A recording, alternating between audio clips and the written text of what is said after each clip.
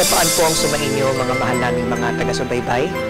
Lubos namin ipinagpapasalamat sa Diyos ang inyong patuloy na pagsuporta, pakikinig sa mga aral ng Panginoong Diyos na ating mababasa sa mga banal na kasulatan dito sa programang Ang Kabanal-Banalan.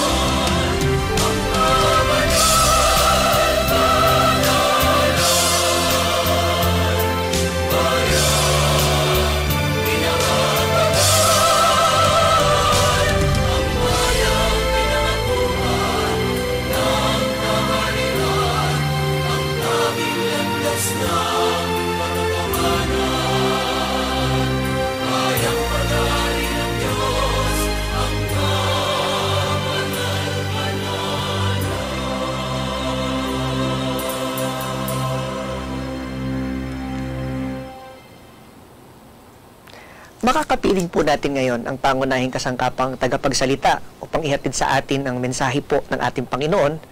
Ito ay sa pagkasangkapan po sa ating minamahal na kapatid na Benhanan. Kapayapaan po ang sumainyo, kapatid na Benhanan. Kapayapaan po, kapatid na Ebiasap, at sa inyo po na mga giliw naming taga-subaybay, kapayapaan po ang sumating lahat. Ang paksa po na niloob ng Diyos na atin pong sama-samang kapag-aaralan sa araw na ito ay may pamagat na paginawahin ng kaluluwa upang bumuti ang katawan. Sa makabagong panahon ng ating buhay, may lalarawan po ng karamihan ay gaya po ng nakikipamayan sa isang microwave society na kung saan ang lahat ay gusto po ng mabilisan o instant. At dahil po sa dami ng ginagawa sa bawat araw, nararanasan ng lahat ang pagkapagod, pagkakasakit, na siya namang lalong nagbibigay alalahanin sa isip ng marami. Nadulot dito ay unti-unti o tuluyang pagkalimot sa mas higit na mahalagang bagay. Dahil iisipin at hahanapin nila kung ano ang magpapaginhawa sa kanilang isip at sa kanilang katawan. Subalit kailan at papaano nga ba mararanasan ng marami ang tunay at maginhawang buhay? Simulan po natin ang ating pag-aaral. Kapatid na Benhanan, kailan nga po ba unang naranasan ng tao ang tunay at maginhawang buhay? Alam niyo po, kapag ka po ang pag-uusapan natin ay ang tunay at maginhawang buhay, posible na ang lahat ng tao ay hindi nakakaalam na ito ay unang naranasan sa panahon po ng mga unang tao na nilikha ng ating Panginoon. Opo. At ito po ay mababasa natin sa Genesis 2:7 hanggang 9. Pakibasa po, kapatid na Ebiasap. Narito po ang sagot ng Biblia. At nilalang ng Panginoong Diyos ang tao sa alabok ng lupa at hiningahan ang kanyang mga butas ng ilong ng hininga ng buhay. At ang tao ay naging kaluluwang may buhay. At naglagay ang Panginoong Diyos ng isang halamanan sa Eden, sa dakong silanganan, at inilagay niya roon ang taong kanyang nilalang. At pinatubo ng Panginoong Diyos sa lupa ang lahat na punong kahoy na nakalulugod sa paningin at mabubuting kanin. Yun po mga giliw naming taga-subaybay, nang pasimulang nalangin ng Diyos ang tao na naging kaluluwang may buhay, ang tao sa panahon na yaon ay nabuhay sa lubos na kaginhawahan. Maginhawa sa lahat ng aspeto ng buhay, ligtas sa anumang mga alalahanin, kabalisahan o anumang karamdaman. Ano pa nga ba't naging pamoso at naging tanyag sa mga tao na kapag ka ang pinag-uusapan ay ang halamanan ng Eden, tila ang tao ay nasa paraiso. Walang anumang bagay na po pwedeng makapinsala sa kanya. Hindi kinakailangan ng tao nung panahon na yun na siya ay magtrabaho para lamang kumain o maghirap. Mga giliw naming taga-subaybay, walang alalahanin ang kaluluwang may buhay. Yung panahon na yon, mga minamahal naming taga-subaybay, ay unang naranasan ng tao ang tunay at maginhawang buhay. Kapatid na Ibias. So, ibig sabihin, kapatid na Benhanan, pag sinabing tunay at maginhawang buhay, mga mahal naming mga taga-subaybay, ito po yung perpektong kalagayan sa buhay. At noon pa po pala, kapatid na Benhanan, talagang nag-i-exist na po ito, ang bagay na to. Tama po. Pero, paano nga po ba nangyari na nawala ang isang napakagandang palad na ibiniyaya ng Diyos sa mga unang tao na di mo na kailangan maghirap, di mo na kailangan magtrabaho, nandyan na lahat ng kailangan mo? Isang napakagandang tanong ang ibinangon nyo, kapatid na Ebiasaw. Sapagkat, bakit nga ba hindi natin naranasan ang tunay na kaginhawahan ng buhay na naranasan ng unang tao na nilikha ng Panginoon? Sapagkat meron pong malalim na dahilan. At ang dahilan ito kung bakit ngayon, kabaliktaran sa unang naranasan ng tao na ligtas sa anumang alalahanin ng buhay, ang buhay po ng sangkatauhan sa ating kapanahunan ay punong-puno ng kabalisahan. At ang dahilan nga po ay mababasa natin sa Genesis Kapitulo 3, versikulo 3 kasama ang 6, gayon din ang 16 at 17. Pakibasa po, kapatid na Ebiasar. Narito po ang sagot ng Biblia. Datapot sa bunga ng punong kahoy na nasa gitna ng halamanan ay sinabi ng Diyos, huwag kayong kakain niyaon, ni huwag ninyong hihipuin, baka kayo mamatay. At nang makita ng babae na ang bunga ng punong kahoy ay mabuting kanin at nakalulugod sa mga mata, at kahoy na mananasa upang magpapantas sa tao, ay pumitas siya ng bunga niyaon at kinain. At binigyan din niya ang kanyang asawang kasama niya, at ito'y kumain. Sinabi niya sa babae, pararabihin kong lubha ang iyong kalumbayan at ang iyong pagdilihi. Manganganak kang may kahirapan, at sa iyong asawa ay pahihinuhod ang iyong kalooban, at siya'y papapanginoon sa iyo. At kay Adam ay sinabi, sapagkat iyong dininig ang tinig ng iyong asawa, at kumain ka ng bunga ng punong kahoy na aking iniutos sa iyo na sinabi, huwag kang kakain niyon, sumpain ng lupa dahil sa iyo. Kakain ka sa kanya sa pamamagitan ng iyong pagpapagal sa lahat ng mga araw ng iyong buhay. Yun po, mga giliw naming mga taga-subaybay, naputol ang isang napakaginhawa at napaka-perpektong pamumuhay sa panahon ni Adan at ni Eva nang sila po ay sumuway sa utos ng Panginoon. Mga giliw naming taga-subaybay, nang kanilang suwayin ang utos ng Diyos, dun din nagpasimula na ang tao ay dumanas ng paghihirap at kalumbayan sa buhay na ito. Kapatid na Ibiasa. Dahil po sa pagsuway o pagkakasala, ano po ang nararanasan po ng marami, kapatid na Benhanan, ngayon sa atin pong kasalukuyang panahon? Ito po, mga giliw naming taga-subaybay, ang pagsuway o pagkakasala simula sa unang nilikha ng ating Panginoon ay lumaganap po na parang sakit. Nagaya ng isang sakit na walang kagamutan. At ito ay lumaganap. At ito po ay mababasa natin sa Jeremias 15:18. Pakibasa po, kapatid na Ebiasap. Narito po ang sagot ng Biblia, Jeremias 15:18. Bakit ang aking sakit ay walang hanggan at ang aking sugat ay walang kagamutan na hindi mapagaling? Isang napakahalagang tanong ang inyong ibinangon, kapatid na Ebiasap, sapagkat alam naman po natin, hindi po masyadong aware ang tao tungkol sa nangyayari sa kasalukuyan sa mundong ito. At gaya ng inyong nabanggit, ang pagsuway o pagkakasala ng tao sa kanyang paglabag sa mga utos ng ating Panginoon, umepekto ito sa kanyang kaluluwa. Yung pribileyo na ibinigay ng Diyos sa kanila ng una na pawang maginhawa at perpektong pamumuhay ay inalis bunga ng pagkakasala ng tao. At sabi nga, umepekto ito sa kaluluwa. At dahil apektado ang kaluluwa, mga giliw naming taga-subaybay, umepekto ito sa pisikal na katawan ng tao. At ang pagkakasala ng tao, ang paglabag ng tao sa utos ng Panginoon ay nagmistulang gaya ng sakit na lumaganap sa buong mundo. Gaya ng sakit na walang hanggan at gaya ng mga sugat na walang kagamutan. kapatid na Ebiasap. So kapatid na Benhanan, kung hindi po pala nangyari yung pagsuway sa kalooban ng Diyos, hindi po sana nabago ang isang magandang palad na napasa tao. Tama po, kapatid na Ebiasap. Dahil sabi ko nga, na dahil kung hindi lumabag ang unang tao sa utos ng Panginoon, di sana hanggang ngayon, ang kaluluwa ng tao ay maginhawa at tumatagos ito sa kaginhawahan ng lupang katawan. Hindi sila makakaranas ng anumang alalahanin sa buhay. At dahil apektado ang kaluluwa, apektado rin ang pisikal na katawan. Napakaliwanag po nun, mga mahal naming mga taga-subaybay. Kaya kailangan po nating pagbulayan ang mga pagtuturong ito. May kinalaman nga ba ang ginagawa kong pagsuway sa kalooban ng Diyos para sa isang magandang buhay na gusto kong maabot, na gusto kong makamit? Hangad nating lahat na magkaroon tayo ng isang maayos na buhay. Pero wag po nating kalilimutan, bago natin hangarin ang ganitong kalalagayan, inihanda na ng Diyos ang ganitong kalagayan para sa atin. Ngunit, napakahalaga na makatakas tayo sa isang pangyayaring kinahulugan na ng una ang pagsuway nila sa kalooban ng Diyos.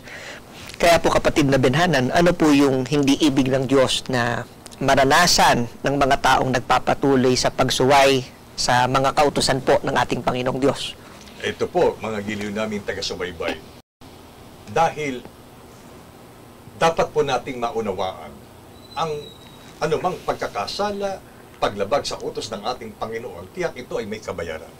At kung ang tao, sabi mo nga, kung ito ay magpapatuloy sa pagsuway sa mga kautusan ng Panginoon, tiyak na may kaukulang kabayaran ito.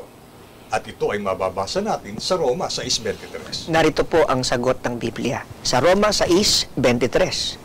Sapagkat ang kabayaran ng kasalanan ay kamatayan, datapat ang kaloob na walang bayad ng Diyos ay buhay na walang hanggan kay Kristo Jesus na Panginoon natin. Napakaliwanag po, mga giliw naming taga-subaybay, ang tinuran po ng talata. Ang kamatayan ay kabayaran ng kasalanan. At hindi ito ibig ng Panginoon na mangyari sa buhay nating mga magkakapatid. Hindi ito ang kapalarang itinakda ng Diyos sa sangkatauhan. Kaya ngayon ay ginigising ang ating kamalayan na hindi po ito basta kamatayang pisikal lang at pagkatapos ay wala na. Dahil sabi nga kanina, ang pagkakasala ng tao, ang unang naapektuhan ay ang kanyang kaluluwa.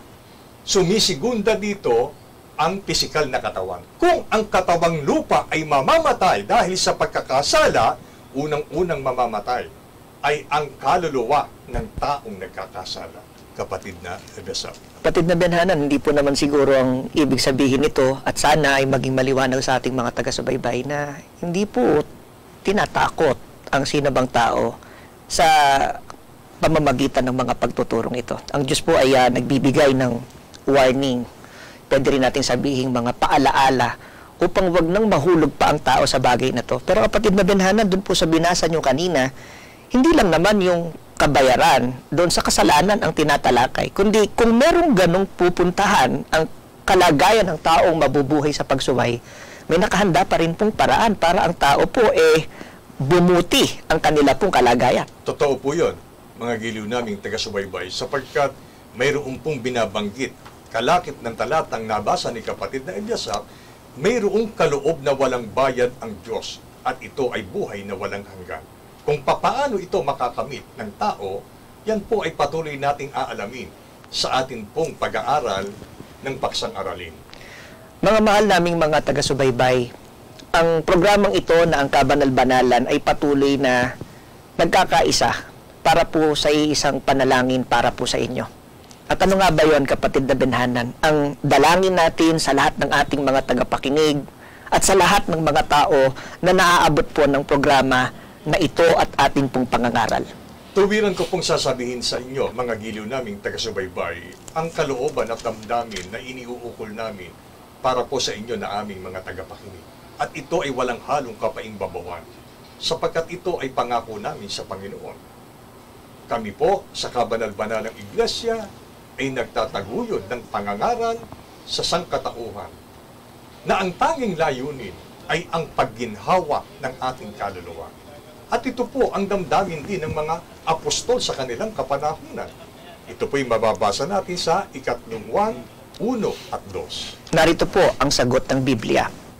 Minamahal, aking idinadalangin na sa lahat ng mga bagay ay guminhawa ka at bumuti ang iyong katawan na gaya ng pagginhawa ng iyong kaluluwa. Yan po, mga giliw naming taga-subaybay. Una, hindi namin kayang ipagkaloob at sundan ang kaisipan ng isang katauhan na para guminhawa ang tao, kailangan magkaroon sila ng maginhawang pamumuhay o mga tangkilik sa buhay na ito. Sa konsepto na ang pagginhawa ay ukol lamang sa lupang katawan, kapatid na Ebiasar. Pero maliwanag po ang sabi ni Apostol Juan. Bago ang katawang lupa ay ang kaluluwa muna. Pangunahin na idinadalangin namin ang pagginhawa ng ating kaluluwa. Sapagkat sumasampalataya kami na ang pagginhawa ng inyong kaluluwa ay susundan naman ng pagginhawa ng ating mga katawan o ng ating pamumuhay sa lupang ito. So kapatid na Benhanan, sa kabila po halimbawa ng naging pagsuway ng maraming mga tao tungkol sa kalooban ng Diyos, nananatili na ang Diyos ay may pangako na paghinawahin ang kaluluwa po ng tao. Tama po ba? Tama po. Kung gayon, paano po mangyayari yung pagginhawa po ng kaluluwa po ng sinumang tao? At kasabay nito, katulad po ng sinabi nyo, ay giginhawa po ang kanilang mga katawan. Ito ay masasabi nating bunga ng pag-ibig ng ating Panginoon sa sangkatauhan, na sa kabila na ang tao'y lumayo at nagpakalayo-layo sa Kanya dahil sa paggawa ng mga kasalanan, narito pa rin ang panawagan ng ating Panginoon. Sa Mateo 11:28 hanggang 29. Pakibasa po. Narito po ang sagot ng Biblia. Magsiparito sa akin kayong lahat na nangapapagal at nangabibigat ang lubha, at kay aking papagpapahingahin. Pasanin ninyo ang aking pamatok, at mag-aral kayo sa akin, sapagkat ako'y maamo at mapagpakumbabang puso, at masusumpungan ninyo ang kapahingahan ng inyong mga kaluluwa. Ito po, mga giliw naming mga taga-subaybay. Gaya sa unang tao na nalikha ng Panginoon. Dati, si Adan at si Eva, kasama nila at kapiling ang Panginoon. Pero, naputol ang komunikasyon ni Eva at ni Adan sa Panginoon. Bumaling sila sa matandang ahas na binabanggit ng banal na kasulatan. At mula doon, nagpasimula ang tao na lumayo sa Diyos. Apo. Nang magpakalayo-layo ang tao sa Diyos, narito ang panawagan ng ating Panginoon. Lumapit tayo muli sa Kanya. Bumalik tayo sa Panginoon. At ang tamang paglapit o pagbabalik sa Panginoon ay ang pakikipag-aralan sa Panginoon sa pamamagitan ng pakikinig ng Kanyang mga banal na salita sa pagkasangkapan po. Una, masasabi ko po sa inyo na ito ang ginagawa ng programang Ang Kabanal-Banalan. Mapapansin po natin, mga giliw naming taga-subaybay, na kahit napakalakas ng isang tao, yung kanyang lupang katawan, yung pisikal niya, kahit napakalakas ng tao, pero nakakaranas pa rin siya ng pagkapagalan, ng kapaguran. Bakit? Sapagkat sa katotohanan, unang-unang napapagal ang kaluluwa. Unang-unang naaapektuhan ang kaluluwa sa paggawa niya ng kasalanan. At upang ang kaluluwa ay guminhawa at makasumpong ng kapahingahan, ng kapayapaan, sabi ng Panginoon, lumapit tayo sa Kanya. Bumalik tayo sa Panginoon. Makipag-ugnayan tayong muli sa Panginoon. Kapatid na Ebiasar. Opo. Kaya po napakalinaw nun, mga mahal naming mga taga-subaybay. Nais nating makaranas ng isang maginhawang buhay na ang talagang kahulugan ay hindi ang kaginawahang pisikal lang, kundi ang kaginawahan pati ng ating mga kaluluwa. Ang susi po ay sinabi na ng ating Panginoon. Maglaan tayo ng panahon para mag-aral sa Kanya. Pasanin natin yung Kanyang pamatok. Maglingkod tayo sa Kanya. At titiyakin po sa atin ang mga bagay na atin pong pinapangarap tungkol sa ating ikagiginhawa. Ang Diyos din ang magpaparanas nito. Kaya lang, ang tanong po, handa nga ba nating sundin ang kanyang mga iniaaral at itinuturo? Kaya po, payagan po ninyo, mga mahal naming mga taga-subaybay, na malakaran natin kung ano po ang tagubilin sa atin ng ating Panginoon. Kapatid na binhanan, hindi naman po natin maiiwasan, kahit na ang tao po, maglaan ng panahon, maglingkod sa Panginoon. Ibig ba sabihin, pag naglingkod ka sa Panginoon, kapatid na binhanan, automatically, maginhawa na agad. Di ka na po ba makakaranas ng pagsubok, kapatid na binhanan? Ay, hindi po ganon, kapatid na Ebiasap. Kasi talagang sa buhay na ito, sa sanglibutang ito, meron talagang kapighatian eh. Yan ang takda ng ating Panginoon. At yan ay resulta pa rin ng pagkakasala ng unang tao na lumaganap hanggang sa panahon po natin ngayon. Opo. Kung gayon, ano po ang ipinapaalala ng Panginoon sa atin pong mga mahal na taga-subaybay mula po sa mga pagtuturong ito na atin pong tinatalakay? Ito po, mga giliw naming taga-subaybay. Gaya po ng nabanggit kanina, hindi po instant na pag lumapit tayo sa Panginoon, maglilingkod tayo sa Panginoon, makikinig tayo ng kanyang mga aral, ay giginhawa agad ang ating pakiramdam. Hindi na tayo magkakasakit. Ganun nga bang talaga? Mararanasan pa rin natin yun.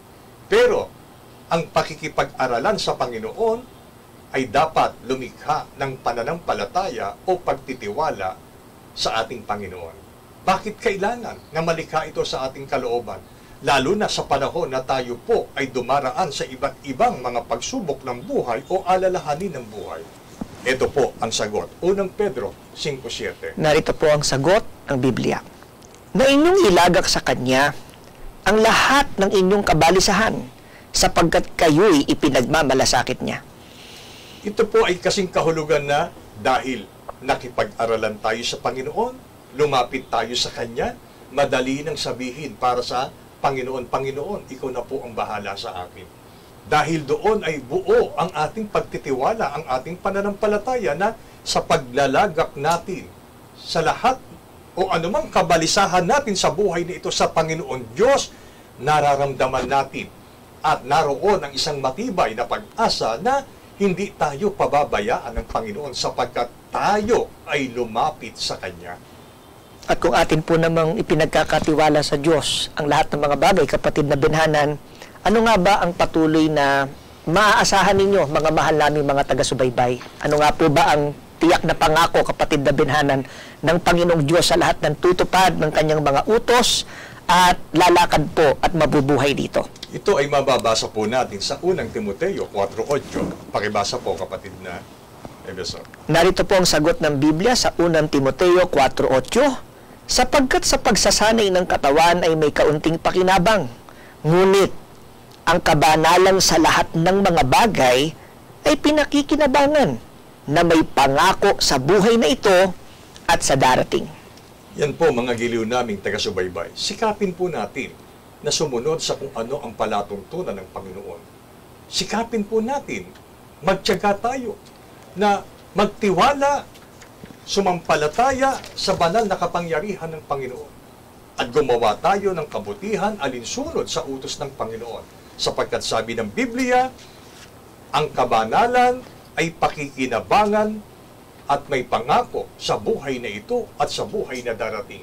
Opo, ipararanas sa atin ng Panginoon ang unang naranasan ng mga unang tao sa mundong ito na punong-puno ng kaginhawahan, punong-puno ng kapayapaan. Mga giliw naming taga-subaybay, sa pagtupad natin ng kautusan ng Panginoon, hindi man tayo makaabot o marating yung pinapangarap nating yaman sa buhay na ito. Pero isang bagay ang ipinangangako ng Panginoon sa buhay pa lamang na ito, magtataglay ka ng kapayapaan, magtataglay ka ng kaginhawahan ng iyong kaluluwa sa buhay na ito. At hindi lamang yon, matatapos ang sukat na panahong ito dahil sa buhay na darating, lalo nating mararanasan at ibabalik ng Panginoon ang unang estado ng pamumuhay na naranasan ni Adan at ni Eva sa kanilang kapanahunan bago pa sila nagkasala. Sumasampalataya po kami, mga mahal naming taga-subaybay, na naging malinaw po sa atin ang mga pag-aaral na ito. Salamat. Sinisikap nating mapabuti ang ating kalagayan sa buhay na ito. Pero nais pong patunayan ng Diyos, mahal naming mga taga-subaybay, kung mauuna ang pagpapahalaga na atin pong gagawin sa ating mga kaluluwa, mapapatunayan natin na ang kasunod nito ay ang pagginhawa nga ng ating mga katawan at pararanasan natin ang pagpapalang ipinangako ng Diyos na ating Ama. Pagpala nawa sa atin ang paksang ito, magmula po ngayon at magpakailanman. Amen. Dahil dito mga giliw naming taga-subaybay, tayo pong manalangin. Kapatid na Ebiasam. Aba, Ama naming Hari, Ikaw ang aming Diyos na dakila at walang hanggan ang pagmamahal sa amin. Salamat po sa patuloy mong pagtuturo. Salamat sa patuloy mong pagsubaybay sa amin. Salamat sa mga paggabay na ibinibigay mo sa pamamagitan ng iyong mga salita. Hangad po namin ang pagbuti ng kaluluwa at katawan ng aming mga minamahal na mga tagapakinig. Loobin mo nawa, Panginoon, na bigyan sila ng kalakasan. Pasibulin mo sana sa kanilang puso ang pananampalataya. Sa ganito, matupad namin ang iyong kagustuhan, ang lumapit sa iyo, ang maglingkod sa iyo, ang mag-aral sa iyo, upang maranasan namin ang kaginawahan ng aming mga kaluluwa. Sa iyo po namin idinudulog ang lahat. Ikaw na po sana ang bahalang magpala sa lahat ng aming mga tagapakinig at payagan mong sa mga susunod na pagkakataon ay magkaroon sila ng panahon upang pakinggan ang iba pang mga payo at turo na tunay na magpapalakas ng aming mga pananampalataya. Hinihiling po namin ito sa pangalan mong Diyos at Kristo Jesus. Ikaw po ang nag-iisa naming tagapagligtas. Amen. Maraming salamat po sa inyong pagtangkilik sa palatuntunang ito ng Kabanal-Banalang Iglesia ng Diyos kay Kristo Jesus. Ang programang ito ay maaari ding mapanood sa pamamagitan ng Facebook Premiere, araw-araw sa ganap na 7 ng gabi. I-search lamang ang ating official Facebook page na MHC Media. Kung nais po ninyong mapanood ang iba pa naming mga pagtatanghal, mag-subscribe sa ating official YouTube channel na The Most Holy Church.